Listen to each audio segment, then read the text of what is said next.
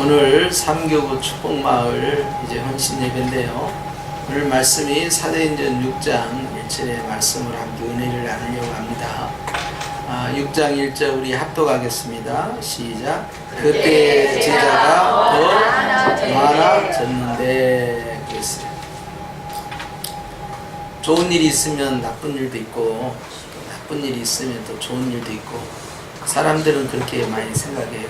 그런데 그런 일반적인 원리처럼 초대교회가 굉장히 다이나믹하고 그리고 이 하나님 앞에서 놀라운 은혜를 체험하면서 승승장구하고 있었어요. 그래서 사도행전 2장의 성령의 강림 사건을 통하여서 이제 예루살렘 교회가 당일에 3,000명이 남자만 회개하고 돌아오니까 여자와 뭐 아이들 이렇게 가족들까지 하면 그 수가 3,000이 아니죠. 그 배 이상이 되겠죠.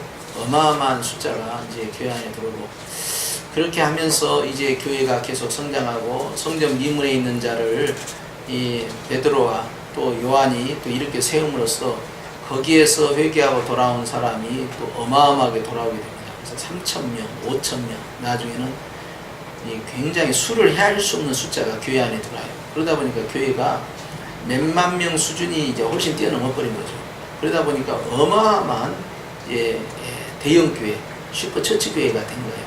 교회가 단기간에 갑자기 급성장하니까 교회의 모습이 초창기에 있는 것은 사도행전 2장 47절에 있는 것처럼 서로가 사랑하고 음식을 떼고 떡을 뗐다 이 말이죠. 또 성찬식이 들어갑니다. 그렇게 하고 기쁨으로 순전한 마음으로 서로 교제하면서요. 하나님 앞에서 참으로 성실한 모습, 변화된 모습으로 살았어요. 그러니까 안 믿는 사람들조차도 유대인이죠. 그들이 보기에도 이야 정말 그리스도인이라 하는 사람들 행실이 정말 놀랍게 바뀌는구나 하면서 칭찬받을 정도로 그러면서 교회가 굉장히 승승장구하고 또 이제 재산 같은 경우에도요. 그 당시에 이제 본인들이 가지고 있는 사유재산이 있음에도 불구하고 그것을 교회 안에 나누기 시작합니다. 그래서 사람들이 내 것이라 하지 아니하고요. 주님 앞에 그 재산을 다 드리기 시작해요. 그래서 공동의 재산으로 관리하고 공동으로 하나님 앞에 사용하게 되는 그래서 이 재정도 어마어마하게 이제 확대가 돼가는 거예요. 그러면서 이제 교회가 굉장히 단기간 안에 확 성장하니까 이제 거기에 대한 제도적인 이런 정비 시스템이 안 돼 있는 상태에서 교회가 막 성장해 버린 거예요. 그다음 문제가 발생한 거예요. 그게 뭐냐? 유대인들은 기본적으로 과부라는 그 위치가 있습니다. 과부, 나그네, 외국인 이렇게 돼 있는데요. 특히 과부라는 이 포지션은요. 이 사람들은 교회가 항상 돌봐줘야 할 대상들이에요. 그래서 유대인들은 이제 토라의 가르침에 따라서 과부들에 대해서는 별도의 11조를 모아놓을 정도로 그리고 그것을 이제 나눠주는 거예요. 그러니까 배급, 배식을 계속 하는 거죠. 그래서 이제 유대인 과부들이 그 도움을 받는 일에 그것이 아주 중요한 종교적인 행위이고 그것은 하나님의 명령이란 말이에요. 그러니까 그 일을 진행을 했는데 이 사람들이 이단에 빠져버린 거예요. 이단이 누구예요? 그 당시 이단이? 예수교가 이단이야. 그러니까 예수교로 빠졌네. 그러니까 유대인들 입장에서는 예수교를 믿는 과부들을 도와줄 이유가 있어요? 없어요? 없는 거예요. 그러니까 이 사람들은 유대교 안에서 과부들이 돌봄을 받고 있다가 유대교가 아닌 예수교를 믿어버리니까 이제 과부의 그 구제 대상에서 삭제가 돼버리니까 이 사람들은 누가 돌봐줘야 되냐? 교회가 그걸 돌봐줘야 돼요. 그렇죠? 그러니까 교회 안에 들어온 과부들을 돌봐주는 일을 해 나가는데 이 초대교회 예루살렘 교회가 이게 다문화교회 형식으로 이제 이중적으로 구조가 결합이 되어 있는 거예요. 하나는 외국에서 돌아온 이 디아스포라들 그래서 고향이 다 이 본토이지만 그러나 그들이 살고 있는 현 거주지는 다 각국 나라 외국이에요. 그런데 1년에 3번씩 이 순례를 해가지고 예루살렘 방문하다가 하필 오순절 때 뒤집어져 버린 겁니다. 그리고 이 사람들로 구성된 디아스포라들 그 다음에 이 디아스포라처럼 말이죠.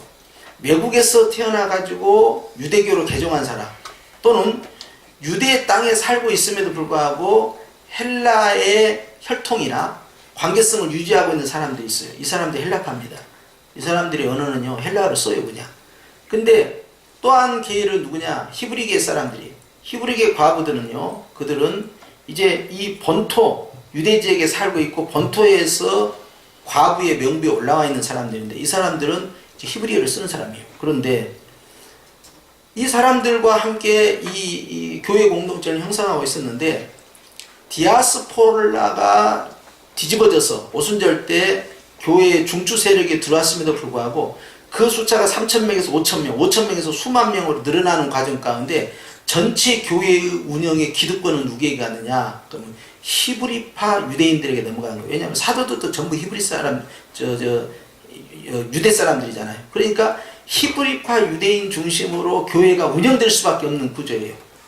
그래서 이제 한 지붕 두 가족처럼 그렇게 보이는 상황까지 간 거예요. 그래서 이제 히브리계 유대인이냐 헬라파 유대인이냐라고 나눠져요. 디아스포라들은 물론 헬라파 유대인 쪽으로 들어가죠. 이렇게 해서 나눠지면서 과부 문제가 나오는데 교회 전체 운영이 체계적인 정비 시스템이 안 된 상황에서 히브리파 유대인이 경영하는 재정을 거기서 다 관리하고 거기에서 부재가 계속 나가는 거예요. 그런데 이런 작업들을 진행하는 다수의 사람이 누구냐? 히브리파 유대인 사람들이에요. 그러다 보니까 헬라파 과부 같은 경우는요, 언어도 잘 안 되지.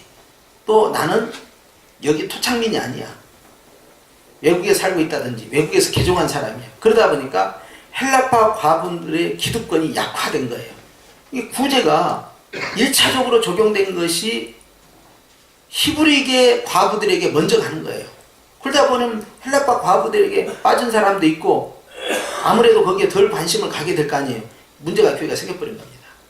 그것이 이제 이거예요.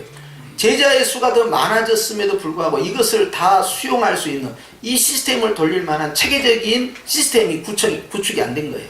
그리고 이제 문제가 터지니까 헬라파 유대인들이 자기들의 과부는 왜 빠지냐 이렇게 따지고 묻는 거예요. 이것이 굉장히 중요한 시작이었어요. 이 불만이 결과적으로 교회가 어떻게 극복하느냐에 따라서 교회가 서느냐 무너지냐가 여기서 결정되는 거죠. 이것이 처음 있는 일이었어요. 자, 공동체 안에 이제 마땅히 유대교로부터 배제를 당한 예수님을 믿는다는 이유 때문에 희생을 당하고 있는 과부들, 그 과부들을 마땅히 도와야 할 교회가 히브리파 중심의 과부들에 집중하고 헬라파 과부들에 대해서는 등한히 이 사건이 벌어지므로 매일의 구제에 그래서 매일 배급하고 매일 배식하고 매일 도와주는 거예요. 그렇게 하는데 그것에서 명부에서 빠져나간 거예요. 그러니까 어떻게 됐습니까? 히브리파 사람을 원망했다. 왜 히브리파 사람을 원망했다고요? 전체 교회 경영을 누가 했어요? 히브리파 사람이 경영을 한 거예요. 헬라파 사람들이 배제돼 있었다고요. 그러니까 재정을 틀고 있는 사람이 누구냐 이 말이에요. 구제를 누가 진행하냐? 재정부가 하는 거지. 그러니까 여기에서 계속 이쪽이 명부가 빠져나가니까 불만이 이제 생기는 거예요. 자, 이렇게 함으로써 2절로 갑니다. 2절 시작. 12 사도가 제자를 불러 이르되 우리가 하나님의 말씀을 제쳐놓고 접대를 입사하는 것이 마땅하지 아니하니. 여기는 이제 접대로 이렇게 되어 있고요. 자, 또 다른 말로는 이제 재정의 출납권, 재정권을 의미하기도 하고 그러는데 이게 바로 이제 구제와 관련된 이 재정입니다. 이것을 이제 제자들이 이야기를 한 거예요. 그러니까 12사도가 듣고 있다가 야 이거 안 되겠구나. 그러고 전부 다 모여봐. 이제 다 모인 거예요. 그 자리에서. 그러면서 이제 1장 연설이 들어갑니다. 그것은 우리가 하나님의 말씀을 제쳐놓고 접대를 입사하는 것이 마땅치 아니하니. 자, 그러면 구제하는 일에 누가 개입됐다는 거예요? 사도들이 개입됐다는 거예요. 사도들이 개입되면서 헬라파 사람 유대인들보다는 히브리파 사람 유대인들이 더 가깝잖아요. 같은 공동체 문화고. 그러니까 이 사람들 일꾼을 세운 거예요. 그래서 그 사람들과 함께 구제를 하는데 12명이 하니까 잘할 것 같지만 결국 헬라파 사람들은 배제되고 히브리파 사람 중심으로 이게 진행이 돼버린 거예요. 구제가. 그렇게 되니까 불만이 나오니까 사도들이 결단을 내린 겁니다. 우리가 할 일이 아니구나 이것은. 그러면서 교통정리를 하는 거예요. 이게 내가 만능 엔터메이트가 다 될 수 없는 거예요. 모든 걸 내가 다 할 수 없는 거예요. 내 영역만 하고 나머지 일할 사람들을 쫙 스텝들을 세워버려야 되는데 그렇게 하겠다는 것이죠. 그러면서 이제 3절 시작. 형제들아 너희 가운데에서 성령과 지혜가 충만하여 칭찬받는 사람 7을 택하라 그랬어요. 자, 여기서 이제 7집사가 등장하는데요. 12명이 하는 일을 7명에게 맡기겠다는 거예요. 숫자상으로 있어서 7명의 숫자가 훨씬 적습니다. 그런데 놀라운 것은 그 7명이 이 일을 잘하는 전문가 세력이에요. 숫자로 결정된 게 아닙니다. 전기를 다룰 줄 모르는 사람 100명 있으면 뭐합니까? 전기 다루는 사람 1명이 와서 뚝딱뚝딱 하면 끝나는 거예요. 전문가를 불러들인 거예요. 이 일을 잘할 수 있는 사람 전문가 7을 세워라 했어요. 7이라는 숫자를 왜 선택했는지 알 수 없지만 유대인들이 갖고 있는 개념은요, 7은 항상 완전 숫자입니다. 그런데 7명을 세우겠다는 거예요. 사실 적지요. 이미 성도는 수만 명이요. 7명 갖고 그걸 어떻게 합니까? 그런데도 7을 세운 거야. 이게 생각보다 굉장히 적게 세웠잖아요. 그런데 이 7명을 세우는데 조건이 있습니다. 첫 번째는 뭐냐? 성령과 지혜가 충만한 사람이에요. 첫째는 성령에 충만해야 한다. 여기는 좀 연결해 있는데 분리되어 있어요. 성령에 충만한 사람이에요. 이것은 뭐냐면 하나님의 일을 하는 사람은 하나님과의 관계성이 가장 중요한 거다. 그래서 하나님과의 아무 문제가 없는 사람, 즉 성령으로 충만하지 않으면요, 일하다가요 지칩니다. 지칠 때 시험이 들어와요. 힘들어. 그러면 그때 정말 생각지 못한 사단의 역사가 개입이 되고요. 그리고는 결국 기쁨으로 했던 그 봉사가요, 나에게 너무 큰 중압감이 되는 거예요. 그렇기 때문에 첫째는 성령이 충만해야 한다. 두 번째는 지혜가 충만해야 한다 그랬죠. 이 지혜는요, 업무와 관련된 지혜입니다. 그러니까 단순히 머리가 좋아가지고 공부 잘하는 사람이 아니고요, 그 업무를 다룰 수 있는 지혜자예요. 그렇기 때문에 12명보다 이 분야의 전문성을 가지고 있는, 이것을 잘 관리해서 교회 재정을 잘 관리하고 구제를 잘해서 빠짐없이 아주 디테일하게 히브리파뿐만 아니라 헬라파 과부들까지 다 알뜰하게 챙겨줄 수 있는 이러한 사람들로 세워야겠다. 바로 이러한 지혜가 있는 전문가 세력을 7을 뽑아라. 그렇게 한 거예요. 세 번째는 뭐예요? 칭찬받는 사람. 니들도 알고 나도 알고 우리 모두가 아는 저 사람은 성실하고 착하고 좋은 사람이야. 그런 사람이 있지 않느냐? 추천해. 이렇게 한 거예요. 제비뽑기 한 게 아닙니다. 추천해 하는 거예요. 자, 이렇게 하면서 택한 이유가 뭡니까? 시작. 우리가 이 일을 그들에게 맡기고 우리는 오로지 기도하는 일과 말씀사에게 힘쓰리라. 이것이 결론이에요. 일꾼을 뽑는 이유는 사도들은 뒤로 빠지겠다는 거예요. 그 일을 맡기겠다는 거예요. 이렇게 맡기는 거예요. 위임을 시키는 거예요. 위임을 시킬 때니까 그 사람들이 그것을 다 감당을 해라. 그렇게 하고 우리는 그걸 뭘 하냐? 기도하는 일 그랬어요. 내 아버지의 집은 뭐 하는 집이다? 기도하는 집이다. 왜? 예배하는 일 뭐 이렇게 하지 않고 기도하는 일. 우리가 생각했을 때는 예배 안에 기도가 들어있잖아요. 그러니까 예배가 더 크게 느껴지잖아요. 그런데 성경에서는 내 아버지 집은 기도하는 집이 기도가 훨씬 큽니다. 기도 안에 예배가 들어가는 거예요. 그러니까 이것은 결국 예배란 이야기예요. 내가 하나님 앞에 예배하는 일, 즉 기도하는 여기에 내가 집중하겠다는 거예요. 두 번째는 뭐예요? 말씀을 가르치는 거예요. 하나님의 말씀, 복음에 대해서 가르치는 사역은 누구에게 맡길 수가 없어요. 이건 사도들의 직무야. 왜? 그들이 바로 마르투스야. 마르투스는 증인이다. 이게 증인, 목격자. 그래서 그리스도의 십자가의 죽으심과 부활하심의 목격자. 그것이 바로 복음이니까 그 복음을 전한 목격자로서 말씀을 가르치는 사역. 이것이 예수님이 하신 사역 가운데 하나죠. 예수님이 하신 사역 다시 한번 해봐요. 첫 번째는 무슨 사역이었어요? 두루 다니시는 사역이에요. 두루 다녔어요. 첫 번째. 두 번째는 뭐예요? 말씀을 가르쳤죠. 그 다음에 뭐예요? 전도했어요. 전도. 천국 복음을 전하는 전도에서. 세 번째는 병든 자를 고친 거예요. 그 병든 자 고침 속에는 귀신을 쫓아내고 안전병 이렇게 세우고 이 모든 게 다 포함되어 있어요. 이렇게 해서 4가지 사역 하셨는데 중요한 사역을 사도들이 따라서 하는 거예요. 자, 이들은 아직 두루 다니지는 못합니다. 나중에 이제 두루 다녀요. 스테반이 죽고 나서. 그런데 두루 다니는 사역은 지금 빠져 있는데, 자, 여기에서 뭘 하냐? 우리는 하나님의 말씀을 가르쳐야겠다. 이 일에 전념하겠다. 라고 12명이 뒤로 빠져나갑니다. 사실 이 사람들은 사도이지만 어부 출신이에요. 대부분이. 그리고 이제 그 가운데에서 물론 이제 세금과 관련돼서 이제 마태처럼 말이죠. 돈계산 하는 사람도 있지만 구제와 관련돼서는 사도들 뒤로 다 빠지겠다는 것이죠. 자, 그렇게 하면서 그 일에만 집중하도록 하지 않겠다라고 하니까 5절이 어떻게 됩니까? 시작. 온 무리가 이 말을 기뻐하여. 자, 그게 동의를 한 거예요. 맞습니다 한 거예요. 12명의 사도보다 7명을 세워서 이 일을 처리하고 맡기는 게 맞습니다.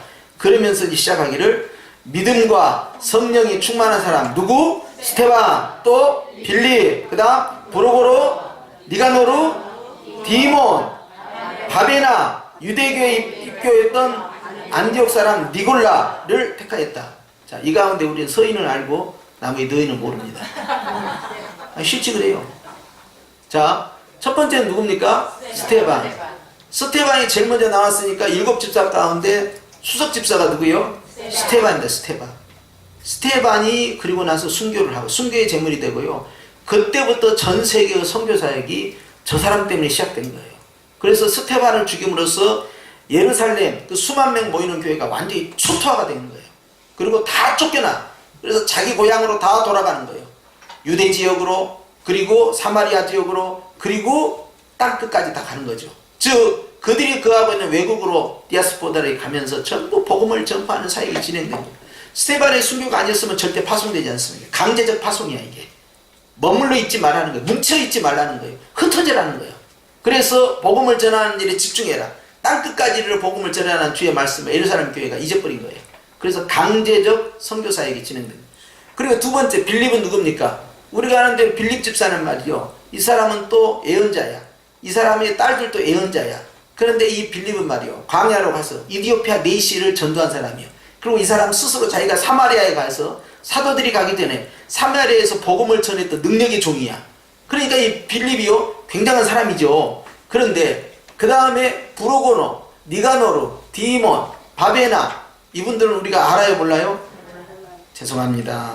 이분들은 잘 모르겠네요. 이분들은 성경에 그렇게 알려지지 않고요. 나와 있는 문헌이 별로 없네요.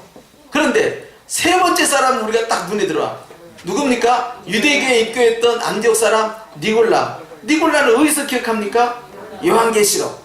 요한계시록에 가니까 예수님께서 미워하는 자가 있는데 누구를 미워한다는 거예요? 니골라당을 미워한다. 이단을 미워한다는 거예요. 그 니골라가 이 니골라가 돼버렸네. 자, 그 연관성은 나중에 말씀을 드리고, 여기에 중요한 건 뭡니까? 이 니골라까지 선택됐는데 보십시오. 스테반, 빌립, 니골라, 나머지 무명의 4명의 집사님들, 이들 대부분은 다 헬라파 유대인들이야. 그러니까 구제에 관한 정권을 누구에게 넘겨줬어요? 헬라파 사람들에게 넘겨준 거예요. 왜? 유대파 사람들은, 히브리 유대파는, 히브리 과부들은 잘하지만 헬라파 사람은 알아요 몰라요? 몰라요. 그러니까 다수의 7 집사를 헬라파로 삼음으로써 헬라파 과부들을 수용하겠다라는 조치예요. 그리고 재정권을 거기다 넘겨줘 버린 거예요. 이게 놀라운 거죠. 물론 7 집사가 전부 다 이 사람들이 헬라파고 디아스포라고 또 혈통상 비유대인이다 그런 뜻은 아닙니다. 그런데 이 사람들이 가지고 있는 기본적인 백그라운드가 헬라파의 그리스도인들을 끌어들일 수 있는 포지션을 갖고 있었어요. 그래서 이 사람들을 내어 세움으로써 결국 스테반, 빌립, 니콜라 이런 사람들은 다 히브리식 발음이 아니란 말이에요. 물론 유대인들도 이름을 2개 가지고 있을 수 있어요. 대표적인 사람이 누굽니까? 바울이죠. 바울은 이름 2개 갖고 있어요. 그래서 바울의 첫 번째 이름이 뭐예요? 사울이죠. 사울은 이게 히브리식 이름이에요. 그래서 히브리식 이름으로 사울이라고 하고, 그 다음에 이제 이 사람은 디아스포라입니다. 이 사람도 다소 지역에 살고 있잖아요. 이 사람은 다소 지역에 살고 있으면서 가지고 있을 이름이 뭡니까? 바울이에요. 그런데 이제 번역을 하니까 사울은 큰 자가 되고 바울은 작은 자가 되니까 사울이 변하여 바울이 했다 하는데 그건 아니고, 이제 이름이 바뀐 것이 아니고 이름이 원래 2개입니다. 그렇기 때문에 우리가 이중국적이잖아요. 보면은 우리가 한국에 있을 때는 제가 주 진만이라 이 말이에요. 근데 제가 미국에 가갖고 거기서 영주권이나 뭐 하나 얻는다고 해봐요. 시민권이나. 그러면 저는 이름을 딱 바꾸죠. 주 데이비드. 뭐 이런 식으로. 이렇게 바뀐 거 이름이 이제 2개. 그런데 헬라파 구제를 하기 위한 사도들과 이 성도들의 마음이 맞아 떨어진 거예요. 그래, 서로 기싸움을 하지 않습니다. 야, 우리 절반 가져가고 니기 절반 집사 사오고 이렇게 하자, 이런 것이 아니에요. 전부 일시적으로 스테반을 비롯해서 여기다 딱 세고, 심지어는 안디옥에서 온 사람, 안디옥에 온 사람, 이 사람은 분명 꼭 개종한 사람이에요. 근데 이 사람까지 니골라를 딱 세워버린 거예요. 이렇게 함으로써 교회가 다문화를 수용할 수 있는 구조를 딱 만든 겁니다. 사도들은 전부 정통 유대인, 근데 일곱 집사는요 헬라파 문화에 익숙한 사람들 다 끌고 들어온 거예요. 이렇게 함으로써 이제 교회 안에 문제를 해결해 들어가는데, 6절입니다. 시작. 사도들 앞에 세우니 사도들이 기도하고 그들에게 안수하니라 그랬어요. 결국 그냥 이렇게 7명 이렇게 하시오 라고 끝날 수도 있잖아요. 그런데 성도들의 추천을 받고, 그리고 거기에다가 안수를 한 거예요. 이것이 안수 집사의 유래가 된 겁니다. 이렇게 함으로써 이 안수 집사들은 그냥 안수 집사가 아니고 초대의 안수 집사들은요, 이것은 지금의 안수 집사가 비교할 수 없는 영적인 그러한 레벨을 유지하고 있었던 영적 권위가 있는 사람들인데, 바로 이 안수 집사들에 의해서 교회가 일제히 부흥의 길을 이제 시작하는 거예요. 안수를 받고 난 다음에 어떤 일이 벌어졌냐가 7절에 아주 리얼하게 나와 있어요. 시작. 하나님의 말씀이 점점 왕성하여, 뭐가 왕성하여? 말씀이 왕성한 거예요. 그러니까 사도들이 뭐 했다는 거예요? 말씀을 12명이 그 말씀 전한 일에 집중력을 가졌다는 이야기예요. 이 대교회 아닙니까? 대교회를 팀 사역을 12명의 목사님들이 팀 사역을 하는데, 이 수만 명 또는 그 이상의 숫자를 말이죠, 이 팀 목회를 통해서요 아주 강력하게 말씀 사역을 진행했다는 거예요. 이게 얼마나 기가 막힌 아주 아름다운 모습이냐 이 말이죠. 그러면서 예루살렘에 있는 제자의 수가 어쨌다고요? 더 심히 많아지고요. 더 심히 많아지고 엄청나게 부흥이 일어난 거예요. 숫자를 안 세잖아요. 뭐 3,000명이 왔다, 5,000명이 왔다. 나중에 숫자를 안 세버려요 그냥. 그것은 어마어마하게 몰려들었다는 거예요. 그리고 거기에 희한한 단어가 나오죠. 시작. 허다한 제사장의 무리도 이도에 복종하니라. 이야, 저것이 아주 백미입니다. 여러분, 보통 우리가 이 현지에 가서 전도할 때는요, 도시로 들어가면은 이 마음이 잘 열리지 않고요, 잘 먹고 잘 사람들은 잘 열리지 않아요. 그러니까 가난한 지역, 변두리 지역, 그 다음에 산에 있는 원주민들, 산족, 자 이런, 그래서 이제 버림받은 사람들, 혜택을, 사회보장을 별로 못 받는 사람들, 이런 데를 접근하고, 이슬람도 마찬가지예요. 이슬람 문화 안에서 이제 도시문화에 등록대에서 사회보장을 받아요. 이슬람은 이슬람교를 믿는 대신에 사회보장을 받아요. 그런데 산에 이게 그 외진데 완전히 이제 떨어져 나간 사람들은요 사회보장 제도의 혜택을 얻잖아요. 그러니까 종교를 쉽게 개종하기가 쉬워. 근데 도시문화에서 개종을 해버리면요, 자 공무원이 될 수 있어요. 자 이 교육을 제대로 받을 수 있어요. 의료보험 혜택이 있어요. 사회보장 제도가 있어요. 없어요. 그러니까 개종하는 것이 굉장히 어렵습니다. 이슬람 문화에서는 굉장한 불이익을 감수하고 믿어야 돼요. 그러니까 그런 부분들을 희생하면서 믿든지 뭔가 다른 어떤 계기가, 동기가 발생을 해야 된다. 막 기적이 일어난다든지. 그렇기 때문에 외곽으로 돌아요. 그런데 지금 여기는 보십시오. 이스라엘의 핵심 이 종교 리더가 누굽니까? 제사장이에요. 이들이 바로 귀족입니다. 그런데 이 제사장 무리가 돌아왔다. 그것도 허다한. 그 당시에 예루살렘의 제사장의 숫자가 알려지기를 8,000명으로 알려졌어. 8,000명. 예루살렘에 있는 제사장이. 8,000명 가운데서 놀랍게요, 심지어는 굶어 죽는 제사장도 발생했다는 거예요. 여러분, 이거 기가 막힌 일 아닙니까? 제사장이 굶어 죽었다는 것은 뭐가 잘못되는 거예요? 12지파가 하나님 앞에 헌금을 해서 10의 1조를 드리고, 그 10의 1조가 레이지파가 받아가지고 10의 1조에 또 10분의 1을 제사장목으로 넘겨줘야 될 거 아니에요. 그리고 제사장들의 먹고 사는 문제만큼은 해결해 줘야 될 거 아니에요. 이 문제를 해결을 못했다는 것은요, 종교적인 사회 시스템이 다 무너져 내리고 있다는 거예요. 왜? 로마의 식민지 상황이에요. 로마로부터 착취를 당하고 있어요, 세리들한테. 그리고 국가가 유실된 상황에서요, 그들은 자기 혼자 살기도 힘드는데 제사장까지 챙겨주기가 얼마나 힘들어요. 그리고 예배 문화가 활성이 안 됐어요. 예배를 자꾸 제사를 드려야만이, 제사를 하나님께 드리고 하나님께 드리고, 제사장에게 가고 제사장에게 가고, 네 사람이 가고 네 사람이 가고 분배가 돼야 될 거 아닙니까? 재물이. 제사가 발달되지 않는 거예요. 그만큼 신앙이 어떻다는 거예요? 떨어져 나갔다는 거예요. 이게 문제예요. 결국 당시의 종교성이 종교의 열심이 바리새파가 주도해서 왔다 갔다 했다 하지만 제사 문화는 현격하게 내려가고 있었다는 이야기고요. 그러면 자, 굶주린 사람, 심지어는 굶어 죽은 제사장까지 발생할 정도의 당시 시대적 상황이라면 제사장들 나름대로의 불만이 있겠어요, 없겠어요? 당연히 있죠. 화도 났을 거고. 그런데 그때 그들이 복음을 듣게 됩니다. 복음을 들을 때 그들이 성령의 역사로 나는 외적 증거, 첫 번째가 뭐였어요? 방언이었어요. 그걸 통해서 난리가 나 뒤집어져 버렸죠.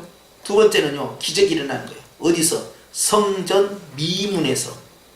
성전 들어가는 그 미문에서 날 때부터 안전병이 됐던 사람이 은과 금은 내게 없거니와 내게 있는 것을 내게 주노니 일어나 걸으라 할 때 이 사람은 걸어버린 거야. 그리고 이 사람이 이제 끌려간 거예요. 제사장들한테. 끌려가가지고 야, 너 누가 일어나라고 했어? 누가 눈 뜨라고 그랬어? 누가 고쳐줬어? 난리가 난 거예요. 이제 베드로와 요한은 이제 감옥에 갇히고 이제 처벌을 받는 그런 상황에서 난리가 나죠. 그런데 여러분, 하나님께서요, 이 사건을 통해서요, 교회를 더 강력하게 부흥을 시키죠.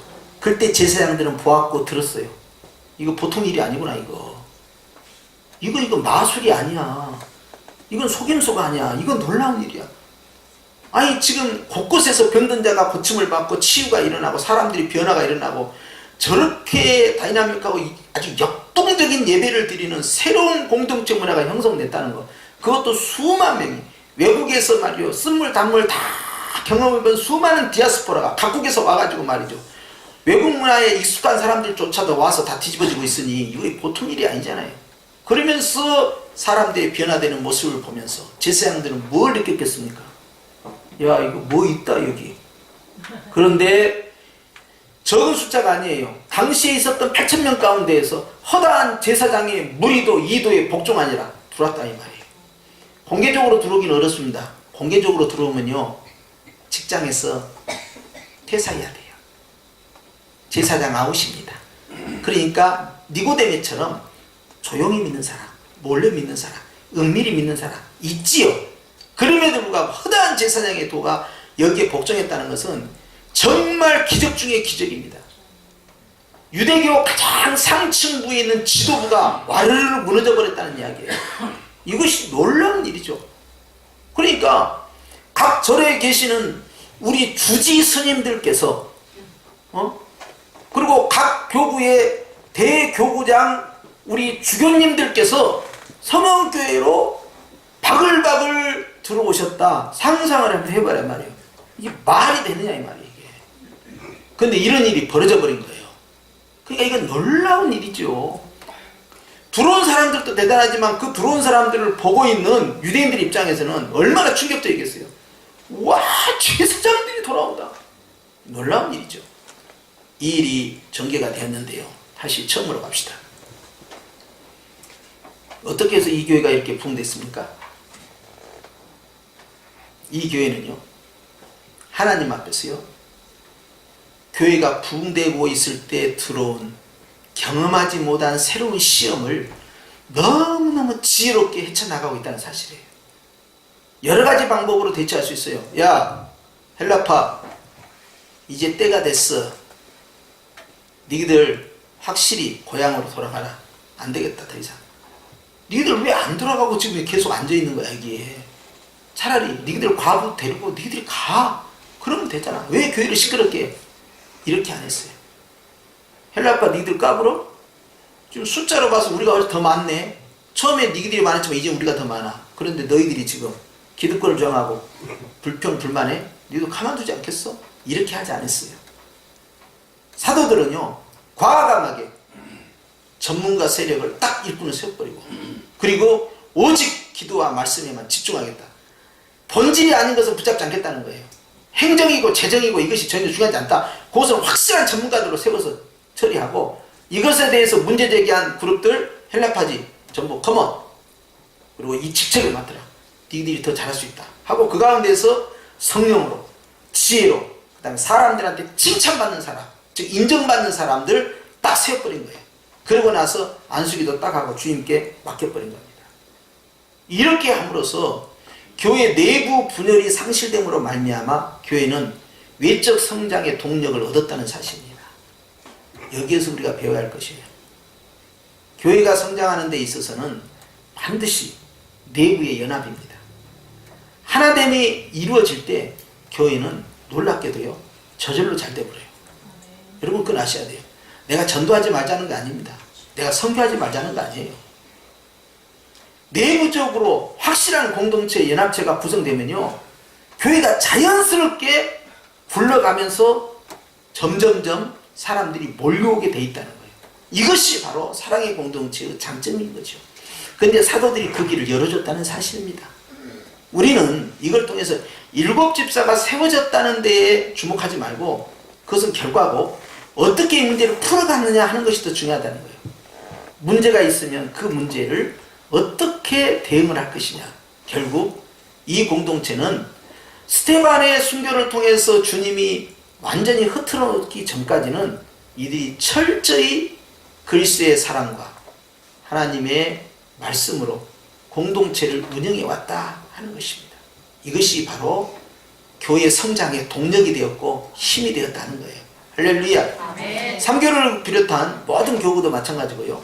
각 교구마다 선한 경쟁이 더 많이 일어났으면 좋겠는데요. 여러분 끊임없이 교회 공동체가 성장하기 위해서 우리가 주목해야 할 것은 문제는 언제든지 발생할 수 있다. 우리가 경험하지 않는 예상하지 못한 일이 돌발 상황이 발생할 수 있다. 그러나 그걸 어떻게 다루느냐가 대단히 중요하다. 바로 오늘 이 본문과 같이 사도들의 지혜로 좋은 일꾼을 세우고 적재적소의 사람을 인적인 이 사람들을 전문가 세력들을 이제 임명을 하고 그리고 자신들은 뒤로 빠지면서 하나님 앞에서 교회 공동체의 화평함을 유지했으니 이것이야말로 교회의 연합이었고 이게 교회 성장의 힘이었다 하는 것을 기억해야 됩니다. 그런데 분열이 없어요. 불평이 있어도 분열이 일어나지 않는 거야. 문제가 발생했어도 계속 연합을 하고 있는 거야. 그 공동체를 외부에서 보고 있는 거예요. 얘네들은 좀 다르다. 다를 수밖에 없죠. 그리고 교회에 들어오면 사랑이 확 느껴지는 거야. 따뜻함이 확 느껴지는 거야. 이런 교회가 안 되겠어요? 사람은요 내가 왜 여기에 있느냐라고 물을 때요 여기에 진리가 있고 말씀이 좋고 기도하면 잘 되고 이런 것으로 승부를 내려면 안 돼요. 가장 중요한 것은요 여기에 따뜻함이 있다. 사랑의 연합이 있다. 이것으로 결국 승부가 되는 거예요. 많은 사람들이 이단으로 빠져나가는데 이단으로 빠져나간 사람들의 이구동성을 하는 말이 그거예요. 구원의 확신이 없어서 갔다 그것도 아니에요. 성경을 잘 몰라서 갔다. 그럼 우리는 성경을 잘 알아서 안 나가고 있습니까? 그건 아니잖아요. 구원의 확신 문제도 아니에요. 결과적으로 그런 조건에 따라 미혹될 수밖에 없었던 보다 근본적 심리적인 요소는 뭐였느냐? 결국 소외받은 그룹들이 빠져나가고요. 미혹돼서 진리에 대한 어떤 미혹 차원에서 이 문제를 접근하지 말고 얼마만큼 교회 공동체가 사랑에 부족했느냐에 접근해가지고 왜냐하면 이단에 빠진 사람들이 말하는 것이 그거예요. 빠져나갈 때도 바로 무관심과 소외감이었고요. 그리고 다시 교회로 들어올 수 없는 것도 편견 때문에 못 들어온다는 거예요. 그러니까 빠져나온 사람들끼리 그룹을 형성해버린 거예요. 그냥 지금도. 자, 이런 구조 속에서 교회에게 가장 중요한 건 뭐냐? 뭐니 해도 사랑이다. 다른 것은 없어요. 말씀이 좀 약하면 어때? 프로그램이 좀 약하면 어때? 건물이 좀 약하면 어때? 재정이 좀 약하면 어때요? 아무 문제 없어요. 그것 갖고는 이혼 안 합니다. 그런데 사랑이 딱 결여되면요 등 딱 돌리는 거예요. 갈 길로 가자 딱 해버려요. 그런데 그렇게 나누고 찍고 하다 보면 어떻게 됩니까? 결국 교회는 성장하지 못하는 것입니다. 마음 맞는 사람들끼리 같이 간다고요? 아이고 그래서 어려워지는 거예요. 부부도 평생 살아도 마음이 안 맞습니다. 마음 맞습디요? 부부지간에 마음 맞아요? 그럼 찢을 거예요? 찢어갖고 또 딴 사람 만나면 마음이 얼마나 맞을 것 같아요? 아이고 다 그것이 그거예요. 나하고 내 마음이 안 맞는데 누가 남이 나하고 마음이 맞겠냐 이 말이에요. 그거 신경 쓸 거 없어요. 우리 주님께서는요 그런 거 분리시키지 않습니다. 하나님께서 원하는 것은 사랑의 연합체인데요 7집사가 그 촉매 역할을 잘한 거지요. 그래서 사도들이 오직 말씀과 기도에 집중해버리니까 이 교회가 그냥 평안해지지 않아요. 그리고 이제 불만을 가졌었던 이 헬라파 과부들과 히브리파 과부들 사이에 갈등이 없어지잖아요. 그러니까 전부 사랑으로 하나가 됐다는 거예요. 그러니까 열심히 하나님 앞에서 기도하고 성장하다 보니까 심지어는 제사장까지 돌아오는 이런 정말 믿지 못할 기적이 일어난 거예요. 하나님이 우리 교회도 그런 복을 주시기 원합니다. 교회가 이제 성장하기 위해서 같이 할 것은 그거예요. 우리가 여러 가지도 해야 되지만 기도도 해야 되고 말씀 훈련도 해야 되고 또 교회를 체계적으로 관리에 들어가고 또 전도도 해야 되고 선교도 해야 되고 여러 가지 구제도 해야 되고 하지만 가장 핵심적 요소는 뭐냐? 그것은 바로 사랑이에요. 분열되지 않는 사랑, 끝까지 같이 가는 연합, 이것이 가장 중요하다. 그러기 위해서는 내부적 결속이 얼마나 잘 돼야 되고 그걸 위해서 자꾸 상대방을 이해하고 관용을 베풀어야 돼요.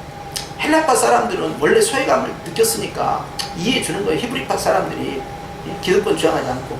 그리고 헬라파 사람들은 이제 그 불만을 다 접고 옛날 말 또 하고 옛날 말 또 하고 전에 말이야, 응? 저 김집사가 말이야, 응?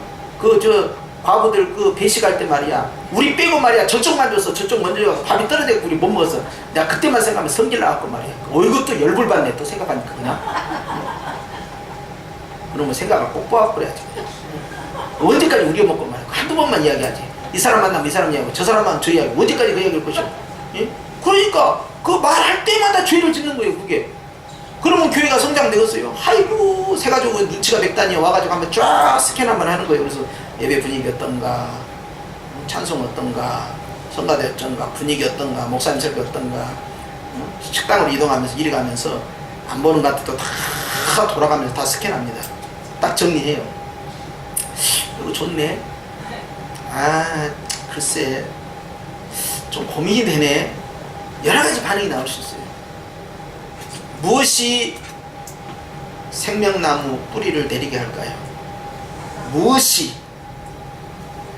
사랑입니다. 그렇습니다. 뭐니 뭐니 해도 어머니의 사랑이 최고입니다. 사랑으로 품고 가면 다른 거 필요 없어요. 그것이 가장 본질이에요. 그럴 때 교회가 성장돼요. 바로 우리 교회의 미래의 모습이죠.